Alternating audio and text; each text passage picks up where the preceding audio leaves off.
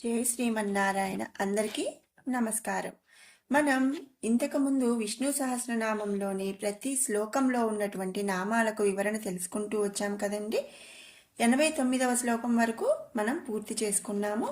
ఇక ఈ రోజున 90వ శ్లోకంలోని నామాల యొక్క పూర్తి వివరణ ఇప్పుడు తెలుసుకుందాం. అనుర్బృహత్ కృశః స్థూలో గుణభృన్నిర్గుణో మహాన్ అధృతస్వధృతస్వాస్యః ప్రాగ్వంశో వంశవర్ధనః. అణుహు అణుహు అంటే మరి పరమాత్ముడు సూక్ష్మాతి సూక్ష్మమైనటువంటి మహత్ ఆకాశమందు దానికంటే కూడా సూక్ష్మమైనటువంటి జీవాత్మనందు పరమాత్ముడు అంతర్ముఖుడై ఉన్నాడు. అంటే ఏంటి? అణువు అంటే ఏంటండి? చాలా చిన్న మన కంటికి కనిపించినటువంటి మరి ధూళి అవన్నీ ఉంటాయి కదా, అట్లా మనం చిన్న చిన్న వాటిని మనం ఏమంటాం? అణువు, పరమాణువు, ఇట్లా మనం చదువుకొని ఉన్నాం కదండి. అదనమాట అణువు అంటే. అంటే ఏంటి? అంతర్ముఖంగా మన కంటికి కనిపించదు, అలాంటిది సూక్ష్మాతి సూక్ష్మమైనటువంటి దాన్ని అణువు అని అంటాము. మరి అలాంటి అణువు రూపంలో మరి పరమాత్ముడు అంతర్ముఖుడై ఉన్నాడు, మన కంటికి కనిపించడు. కాబట్టి మరి ఆ స్వామి సూక్ష్మాతి సూక్ష్మమైనటువంటి రూపంగా మనం అనుకొని స్వామిని ఇక్కడ అణుహు అనే నామంతో స్తుతించుకుంటున్నామన్నమాట. తర్వాత నామం బృహత్. పరమాత్ముడు సర్వాంతర్యామి. మనం ఇంతకు ముందు ఎన్నోసార్లు ఎన్నో నామాల్లో చెప్పుకున్నాము. ఈ సకల జగత్తు కూడా మరి ఆవహించి అంటే వ్యాపించి ఉన్నటువంటి వాడు ఎవరండి? శ్రీమన్నారాయణుడు, ఆ పరమాత్ముడు. కాబట్టి మరి అతడే అణువు. మరి ప్రపంచమంతా ఈ సర్వ జగత్తు కూడా సూక్ష్మాతి సూక్ష్మమైనటువంటి అనురూపంలో మరి స్వామి ఉన్నాడు. కాబట్టి అతన్ని ఇక్కడ మనం బృహత్ అనే నామముతో స్తుతించుకుంటున్నాం అన్నమాట. ఏంటంటే మరి మన కంటికి కనిపించినటువంటి ఎంతో సూక్ష్మమైనటువంటి సూక్ష్మం కన్నా కూడా సూక్ష్మమైనటువంటిది అణువు అన్నమాట. మరి అణువు, మరి ఇంకా పరమాణువు, మరి ఇవన్నీ మనం చదువుకున్నాము. మరి స్వామిని ఇక్కడ అనురూపముగా భావించి ఈ జగత్తు, సకల జగత్తు కూడా అణువణువున అంటే ఎలా చెప్పాలి అంటే మరి చిన్న చిన్న ప్లేస్లో కూడా స్వామి వ్యాపించి ఉన్నాడనమాట. కాబట్టి మరి ఇక్కడ మనం స్వామిని బృహత్ అని చెప్పుకుంటున్నాము. అంటే ఏంటి? అంతా కూడా వ్యాపించి ఉన్నటువంటి వాడు బృహత్. తర్వాత నామం కృశః. ఈ సకల జగత్తులందు ఉన్నటువంటి సకల ప్రదేశములకు చరించినటువంటి స్వరూపము కలవాడనమాట. చరించడం అంటే ఏంటండి? మరి కదలడం అనమాట. ఈ జగత్తు మొత్తం కూడా అన్ని ప్రదేశాల్లో కూడా స్వామి ఉన్నాడు. చరించుట అన్నటువంటి స్వరూపము కలవాడు. అంటే ఇప్పుడు మన మనుషులమే ఉన్నాం, ఒక వస్తువే ఉంది, లేదు ఒక జంతువే ఉంది, ఒక పక్షే ఉంది, ఇవన్నీ కూడా ఏంటండి జరుగుతాయి అనమాట.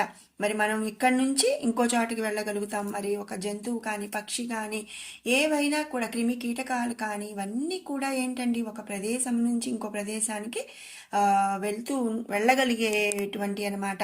అంటే చరించినటువంటివి అనమాట. అలాంటి స్వరూపము కలవాడు శ్రీమన్నారాయణుడు. పరమాత్ముడు నిరాకారుడు. మనం చెప్పుకున్నాము, ఎలాంటి ఆకారము స్వామికి లేదు, ఎలాంటి ఒక రూపం అనేది స్వామికి లేదు. ఈ జగత్తులో మరి ఎక్కడైనా కూడా ఉండగలిగినటువంటి వాడు, ఎక్కడికైనా సరే వెళ్ళగలిగినటువంటి వాడు ఎవరండి? శ్రీమన్నారాయణుడు. అలాంటి శక్తి సంపన్నుడు కాబట్టి స్వామిని ఇక్కడ కృశః అనే నామంతో స్తుతించుకుంటున్నామన్నమాట. మరి ఈ క్షణం ఇక్కడ ఉంటాడు, ఇంకో క్షణం ఇంకొక చోట ఉంటాడు. ఎందుకండి మరి అలా? ఎలా అంటే స్వామి ఈ సకల జగత్తు కూడా వ్యాపించి ఉన్నాడనమాట. సర్వం మరి పంచభూతాల్లో, మనుషుల్లో, జంతువుల్లో, మరి గాలిలో, మరి ఎక్కడైనా సరే అన్నిటిలో కూడా అంతర్యామిగా ఉన్నటువంటి వాడెవరండి? శ్రీమన్నారాయణుడు. మరి ఆత్మే పరమాత్మ అని మనం చెప్పుకున్నాము. మరి ఇంకొక విధంగా ఏంటి అంటే మరి మనం నిద్రపోయేటప్పుడు కానీ మనం ఇక్కడే ఉంటామండి, కానీ మన మనసు ఇంకెక్కడో ఆలోచిస్తూ ఉంటుంది. మరి మన మన ఆడవాళ్ళం ఉన్నామనుకోండి, అత్తగారింట్లో ఉన్నాం, కానీ మన మనసు ఏం చేస్తుందండి, మా అమ్మ ఈ క్షణంలో అక్కడ అలా చేస్తుంది, ఇక్కడ ఇలా ఉండొచ్చు, మరి లేకపోతే నా ఫ్రెండ్స్, ఇట్లా మరి మన మనసు అనేది ఇంకెక్కడో ఉంటూ ఉంటుంది. ఆ విధంగా ఏంటి మరి ఎక్కడికైనా ఎప్పుడైనా వెళ్ళగలిగిన వాడు ఎవరండి, శ్రీమన్నారాయణుడు అనమాట. అందుకని స్వామిని మనం కృశః అనే నామంతో స్తుతించుకుంటున్నాము. తర్వాత నామం స్థూలః. ఈ జగత్తు తన అందు ధరించటం చేత పరమాత్ముడు జగత్తునందు సకల వస్తువులను కూడా సృజించాడు, అలాగే వాటిని పొందగలిగినవాడు. మరి మనం ఇంతకు ముందు నామాల్లో చెప్పుకున్నాము, ఈ సకల సృష్టి కూడా స్వామి నుంచే ఉద్భవించింది, ఈ సకల సృష్టిని కూడా స్వామి ధరించినటువంటి వాడు అని చెప్పి మనం చెప్పుకున్నాము. కాబట్టి మరి మొత్తం అంతా తనలోనే ఉంది అని, తన నుంచే సృజించబడింది. కాబట్టి ఈ సకల జగత్తు మరి ఏ వస్తువైనా సరే, ఒక వస్తువు, ఆ వస్తువు నేనే తయారు చేశాను అనుకోండి, మరి ఆ వస్తువు పొందగలిగింది మరి ఎవరండి, నేనే. మరి ఆ టాలెంట్ నాకు తప్ప ఇంకెవరికి లేదనుకోండి, దాన్ని తయారు చేసే విద్య అనేది నాకు మాత్రమే వచ్చనుకోండి, అప్పుడు ఆ వస్తువుని తయారు చేయగలిగినటువంటి వాళ్ళు ఎవరండి, నేను మాత్రమే. అదేవిధంగా మరి సకల జగత్తును కూడా ధరించినటువంటి వాడు పరమాత్మ. సకల జగత్తు తననందే ఉంది కాబట్టి ఈ సకల సృష్టిని కూడా సృజించినటువంటి వాడనమాట, అంటే తయారు చేసినటువంటి వాడు మరి ఆ స్వామి పరమాత్ముడు అనమాట. అలాగే మరి తాను తయారు చేశాడు, తాను సృజించాడు కాబట్టి ఆ వస్తువులను, సకల వస్తువులను కూడా పొందగలిగిన వాడెవరండి, శ్రీమన్నారాయణుడు. అందుకే స్వామిని మనం ఇక్కడ స్థూలః అనే నామంతో స్తుతించుకుంటున్నాము. తర్వాత నామం గుణభృత్. పరమాత్ముడు సృష్టి స్థితి లయం కారకుడు అనమాట. ముల్లోకాలకు ప్రభువు రక్షకుడు. అతడికే మరి ఈ చరాచర జగత్తునందు ఆధిపత్యం ఉంది. మరి సృజించగలిగిన వాడు అతడే, అలాగే లయం చేసుకునే అధికారం కూడా కలవాడు స్వామి అనమాట. మరి ఇప్పుడు ఒక వస్తువు మనం తయారు చేసామనుకోండి, ఆ వస్తువుని మరి లయం అంటే ఇప్పుడు మనల్ని తయారు చేసింది ఎవరండి, శ్రీమన్నారాయణుడు. అలాగే మరి మనల్ని లయం చేసుకునే అధికారం కూడా ఆ స్వామికే ఉంది. మరి తయారు చేసినటువంటి వాళ్ళకే ఆ వస్తువు మీద కానీ ఆ దేని మీదైనా కూడా అధికారం ఉంటుంది కదండి. మరి అది ఎవరికి కావాలంటే వాళ్ళకి ఇవ్వచ్చు. ఒకవేళ ఎవరికి ఇవ్వదలుచుకోకపోతే దాన్ని మొత్తం తీసేసేయచ్చు అనమాట. ఇప్పుడు మనం ఒక ఏదైనా తయారు చేసామనుకోండి, మనకు అది నచ్చలేదు, లేదు మనం అంతవరకు మనకి దాంతో చాలు అనుకున్నాం, దాన్ని మరి ధ్వంసం చేసేయడం కానీ పాడు చేయటం అనుకోండి, ఏదైనా కూడా మరి ఆ అధికారం ఎవరికి ఉందండి, తయారు చేసినటువంటి వాళ్ళకే ఉంది కదా. అదేవిధంగా స్వామి ఇక్కడ సృష్టి స్వామే చేశాడు, స్థితి స్వామే, అలాగే లయం కూడా స్వామే చేస్తున్నాడు అనమాట. ముల్లోకాలకు ప్రభువు రక్షకుడు శ్రీమన్నారాయణుడే. మరి సృష్టించింది స్వామే కాబట్టి వాళ్ళందరి మీద, అన్నిటి మీద కూడా అధికారం స్వామికే ఉంది కాబట్టి స్వామే ప్రభు అనమాట. అలాగే రక్షించేవాడెవరండి, శ్రీమన్నారాయణుడు. మరి మన ఈ సకల జగత్తుకు కూడా అన్న పానీయాలు కానీ మరి ఆ సకలం కూడా అదే విధంగా ఏ విధంగా అయితే మరి సృష్టిస్తున్నాడు, ఏ విధంగా అయితే రక్షిస్తున్నాడో అదే విధంగా ఆ సకల సృష్టిని, సకల జగత్తును కూడా లయం చేసుకునే అధికారం కూడా కలిగినటువంటి వాడు శ్రీమన్నారాయణుడు అన్నమాట. కాబట్టి స్వామిని ఇక్కడ మనం గుణభృత్ అనే నామముతో స్తుతించుకుంటున్నాము. తర్వాత నామం నిర్గుణ. నిర్గుణ, గుణ అంటే గుణాలు, నిర్ అంటే మరి ఎలాంటి స్పెసిఫిక్ క్యారెక్టర్ అంటే ఒక ప్రత్యేకమైనటువంటి గుణము అననే అర్థం అనమాట. అవేవి లేనటువంటి వాడనమాట. పరమాత్ముడు ఈ జగత్తునందు చరాచరములనందు అంతర్యామి అయి ఉన్నాడు. ఈ సకల సృష్టి కూడా మనం ముందు చెప్పుకున్నట్టు ఏంటండి, అందరిలో కూడా అంతర్యామిగా స్వామి ఉన్నాడనమాట. మన ఆత్మే పరమాత్మ. చైతన్య స్వరూపమైన పరమాత్మని ఆజ్ఞలకు బద్ధమై ఈ సకల జగత్తు కూడా మరి మనగలుగుతోంది. మరి అలాగే పరమాత్ముడికి లోబడి ఉండే సకల భూతములు తమ తమ తత్వములచే ప్రకాశిస్తున్నాయి. ఇంతకు ముందు కూడా మనం చాలాసార్లు చెప్పుకున్నాం. పంచభూతాల్లో కూడా మరి దేవతల్లో, పంచభూతాల్లో, మరి అష్టదిక్పాలకుల్లో కానీ, మరి రాక్షసుల్లో కానీ, మనుషుల్లో కానీ, జంతువుల్లో కానీ ప్రతి దాంట్లో కూడా అంతర్యామిగా ఉండి నడిపించేది స్వామే అన్నమాట. అంటే ఏంటి? మనం స్వామి చెప్పిన విధంగా స్వామి మరి వాయువుకి మరి గాలికి నువ్వు ఇట్లా అందరికి గాలిని ఇవ్వాలి, ఊపిరి ఇవ్వాలి ఇట్లా అని చెప్తున్నాను. వాళ్ళ వాళ్ళ తత్వముల చేత మరి ప్రకాశిస్తూ ఉంటాయన్నమాట. స్వామి యొక్క ఆజ్ఞకు లోబడి ఉండి. అంతేకాని అగ్నికి ప్రత్యేకంగా మరి అగ్నితత్వం ఉందా అండి? మరి అవన్నీ కూడా ఏంటి అంటే అంతర్యామిగా స్వామి ఉండి నడిపిస్తున్నాడనమాట. జగత్తునందు అంతర్యామి అయినటువంటి శ్రీమన్నారాయణుడే ఈ సకల ప్రాణకోటిని కూడా తనకు లోబడి ఉండునట్లు చేయుచున్నాడు. కాబట్టి స్వామిని మనం ఇక్కడ నిర్గుణ అనే నామంతో స్తుతించుకుంటున్నాము. తర్వాత నామం మహాన్. మహాన్ అంటే మహాప్రళయ కాలమందు అంతర్యామి అయిన పరమాత్ముడు తన అందు తానే లయమైపోతున్నాడు. అందుచేత మహాన్ అని చెప్పి మనం ఇక్కడ స్తుతించుకుంటున్నాం. తను అందు తాను లయమవటం ఏంటండి? మరి ఇంతకు ముందు నామాల్లో స్వామి ఒక్కడే సృష్టికి ముందు సృష్టి తర్వాత ఉన్నాడు, స్వామికి చావు లేదు, స్వామి మరి రూపం లేదు అని చెప్పుకున్నారు కదా. మరి ఇప్పుడేంటండి తనలో తనం లయమవుతున్నాడు అని చెప్తున్నారు అని మనకు అనిపిస్తుంది.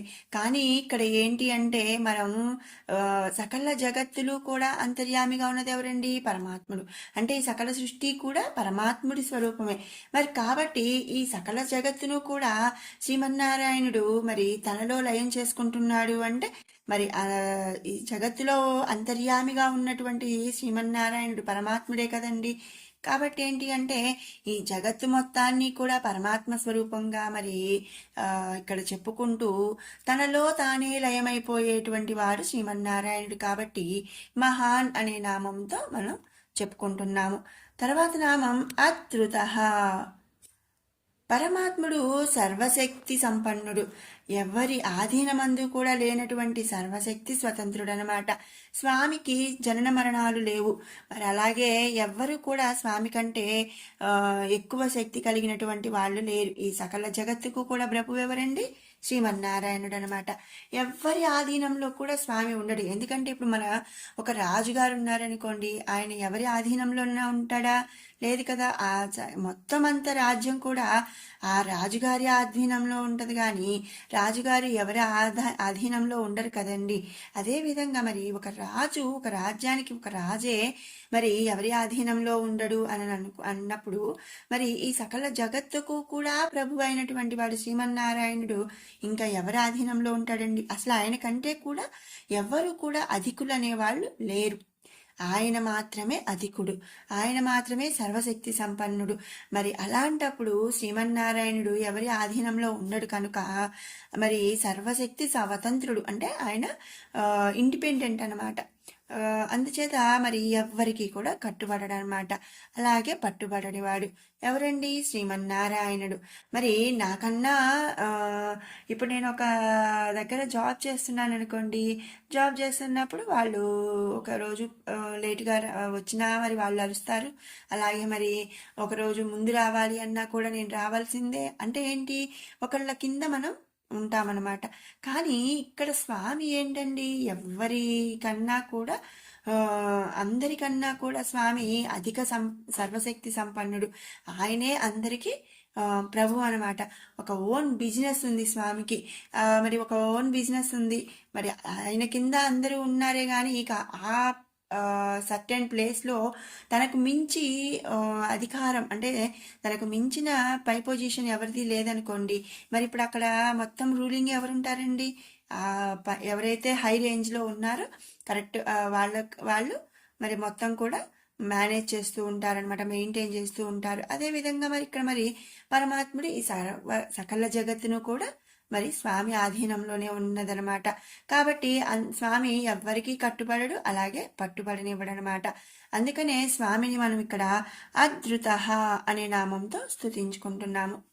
తర్వాత నామం స్వధృత. పరమాత్ముడు ఇంతకు ముందు చెప్పినట్లుగా ఆ జగత్తు అను ఐశ్వర్యమును తన అందు తానే ధరించి ఉన్నాడు. పరాపరములు రెండూ తానై ఉన్నాడు. అతడే చరము, అతడే అచరము, తానే చైతన్యము, తానే జడము, కనుక అతడే స్వధృత అని చెప్పబడుతున్నాడనమాట. అంటే మరి ఇక్కడ జగత్తు మొత్తం ఆయనే అయినప్పుడు చరాచరములంటే ఏంటండి? కదలగలిగే వాటిని చరములు అంటారు. అచరము అంటే ఎక్కడ పెట్టింది అక్కడే ఉంటుందండి. ఒక టేబుల్ ఉంది, అది మరి చరమా అచరమా అండి? టేబుల్ని మనం జరిపితే జరుగుతుంది, కానీ దానికి అది జరగదు. ఒక మనిషి, ఒక పిల్లవాడు, ఒక మనిషి, ఒక జంతువు ఇవి ఉన్నాయనుకోండి, అవి మరి ఎవరి ఇది లేకుండానే అవి ఒక చోట నుంచి ఒక చోటకి నడిచి వెళ్ళగలవన్నమాట. వాటిని చరములు అంటారు. మరి ఈ సకల సృష్టి తనే అయినప్పుడు, ఈ సకల జగత్తు తనదే అయినప్పుడు, మరి ఏ విధంగా అయితే చరములు అంటే కదలగలిగేటువంటివి శ్రీమన్నారాయణుడు, అలాగే కదలలేనటువంటివి కూడా శ్రీమన్నారాయణుడి యొక్క ఇదే అనమాట. కాబట్టి అంటే పరాపరములు రెండూ తానే అయి ఉన్నాడనమాట. కదిలేవి స్వామినే, కదలనివి స్వామినే అనమాట. తానే చైతన్యము, తానే జడము. చైతన్యం అంటే మరి మనం అంటే మనుషుల్లో కానీ జంతువుల్లో కానీ చరములలో ఉండేవి చైతన్యం అన్నమాట. జడము అంటే కథలు లేకుండా ఎక్కడ పెట్టినట్టు అక్కడే ఉంటాయి. మరి మనం జనరల్గా ఏదైనా అంటే కోపం వచ్చినప్పుడు అరిచేటప్పుడు మనం అంటూ ఉంటాం జడత్వం అంటే ఎలాంటి కదలిక లేకుండా జడత్వంగా ఒక జడ పదార్థం లాగా పడున్నావు అని మనం అంటూ ఉంటాం. అంటే ఏంటి అండి? కదలలేవన్నమాట. అవి మనం ఎక్కడ పెడితే అక్కడే ఉంటాయి. ఇంకొకళ్ళు ఎవరైనా తీస్తే లేదా వాటిని కదిలిస్తే తప్పించి వాటిగా కదలలేనటువంటి వాటిని జడము అంటారనమాట. అంటే కదలలేనటువంటి ఒక ఇది. కాబట్టి మరి తానే చైతన్యము, తానే జడము, కనుక స్వామిని ఇక్కడ స్వధృత అనే నామంతో స్తుతించుకుంటున్నామన్నమాట. తర్వాత నామం స్వాస్య. పరమాత్ముడు తన అందు పరమపద స్థానమును స్థిరమైన ఐశ్వర్యమును కలిగి ఉన్నాడు. నిత్యము బ్రహ్మానందముతో ప్రకాశించే పరబ్రహ్మమును స్థిరమైనటువంటి ఐశ్వర్యంతో ఉన్నవాడు ఎవరండి? పరమాత్ముడు అనమాట, శ్రీమన్నారాయణుడు. కనుక దానిని మనం ఇక్కడ స్వాస్యః అనే నామంతో స్తుతించుకుంటున్నాము. తర్వాత నామం ప్రాగ్వంసః. ప్రాగ్వంసః పరమాత్ముడు మోక్షగమ్యము, మోక్షగామములకు నివాసము. పరమేశ్వరుని నుండియే ఉత్పత్తి, స్థితి, లయం జరుగుటచే అన్నీ అతని ఆధీనమందే ఉంటాయన్నమాట. మరి ప్రాగ్వంస అంటే అన్నీ తన ఆధీనంలోనే ఉంటాయి. మరి ఇక మనకి మోక్షం కలగాలి అంటే మోక్షం అంటే ఏంటండి? మరి ఇక మనకంటూ జననం అనేది లేకుండా మనం పరమపదానికి చేరుకోవటాన్నే మోక్షం అంటారు. ఈ మోక్షం మరి ఎప్పుడు వస్తుందండి? ఆ పరమాత్ముడిని నువ్వే దయా, నువ్వే దిక్కు అని మనం మనగలిగినప్పుడు మోక్షం కలుగుతుంది. అది కూడా ఎలా అండి? మరి మనం బ్రహ్మానంద స్వరూపంగా ఉండాలన్నమాట. అది స్వామిని మనం ఆశ్రయించినప్పుడు మనకు మోక్షం కలుగుతుంది. అది కూడా మరి మన పాపపుణ్యాలను లెక్క కట్టి మరి మన పాపపుణ్యాలు సమమైనప్పుడు మనకు స్వామి మోక్షాన్ని ప్రసాదిస్తాడు. అయితే మన మోక్షానికి డెస్టినేషన్ పాయింట్ ఏంటిదండి? పరమాత్ముడే అనమాట. మనం చేరవలసినటువంటి డెస్టినేషన్ ఏంటండి? మోక్షం. ఈ మధ్యలో మరి మనం ఎన్నో మరి చేస్తూ ఉంటాం. అంటే మరి పాపం చేయొచ్చు, పుణ్యం చేయొచ్చు, మరి ఇంకా ఏవేవో చేయొచ్చు. మరి మనం పుణ్యం కానీ పాపం కానీ మిగులు ఉంది అంటే మళ్ళీ స్వామి మరుజన్మ అనేది ఇస్తూ ఉంటాడు. ఇలా మరి మన డెస్టినేషన్ పాయింట్కి చేరటానికి ఎన్నెన్నో చూస్తాము, ఎన్నో జన్మలు ఎత్తుతాము, ఎన్నో రకాల జన్మలు ఎత్తుతాము. కానీ ఫైనల్లీ మనం ఎక్కడికి రీచ్ అవ్వాలండి? ఎటు నుంచి ఎటు వెళ్ళినా కూడా మరి మనం ఎక్కడికి రీచ్ అవ్వాలండి?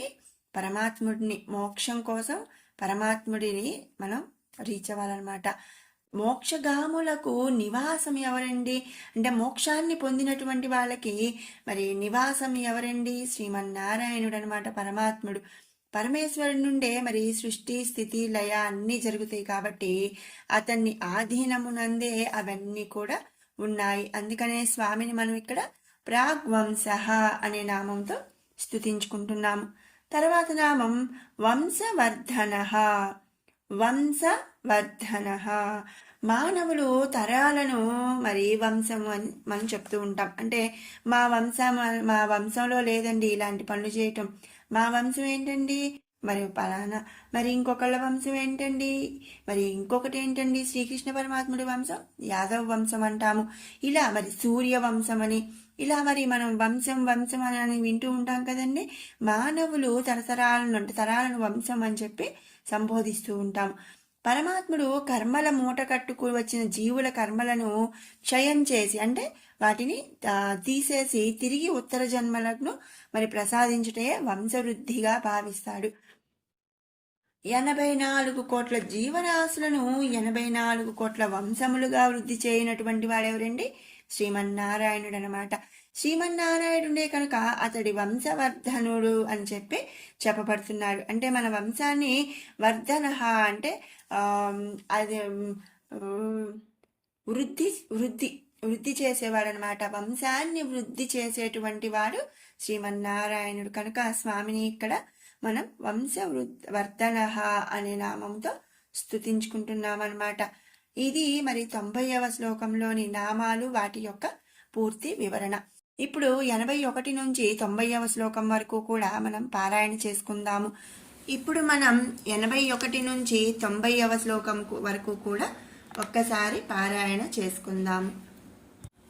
తేజో వృషోద్యుతిధరః సర్వశస్త్రభృతాంబరః ప్రగ్రహ నిగ్రహో వ్యగ్రో నైకశృంగో గదాగ్రజః చతుర్మూర్తిశ్చతుర్బాహుః చతుర్వ్యూహశ్చతుర్గతిః చతురాత్మా చతుర్భావః చతుర్వేదవిదేకపాత్ సమావర్తో నివృత్తాత్మా దుర్జయో దురధిక్రమః దుర్లభో దుర్గమో దుర్గో దురావాసో దురారిహ శుభాంగో లోకసారంగః సుతం తుస్తం తు వర్ధనః ఇంద్రకర్మా మహాకర్మా కృతకర్మా కృతాగమః ఉద్భవః సుందరః సుందో రత్ననాభః సులోచనః అర్కో వాజసనః శృంగి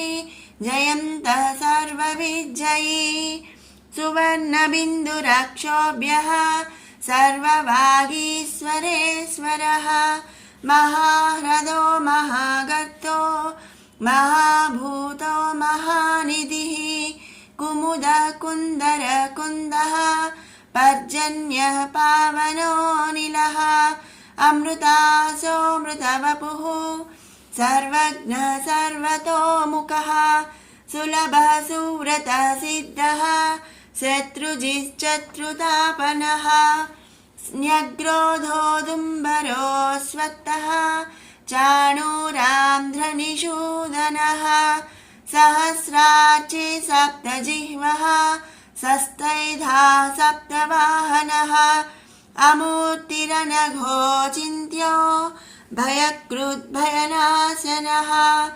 అనుర్బృహత్కృశస్థూలో గుబ్నభృన్నిర్గుణో మహాన్ అద్రుతः స్వద్రుతः స్వాస్యः ప్రాగ్వంశో వంశవర్ధనः.